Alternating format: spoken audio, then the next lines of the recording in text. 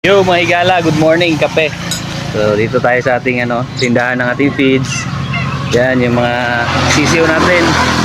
Kaka-administer lang natin ang Thymol na naman. So ito na kasi yun, no.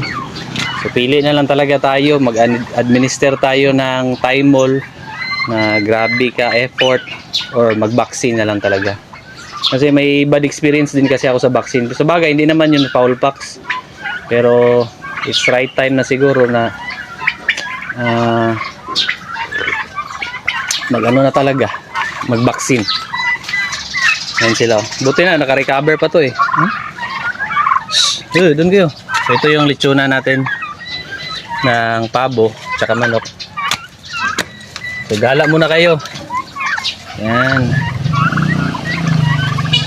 After ko mag-administer ng Thymol, nagbigay na rin ako ng calcium para strong bones. Yan. Sige, enjoy muna kayo dyan.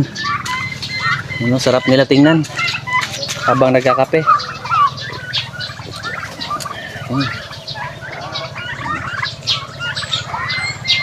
Ganda.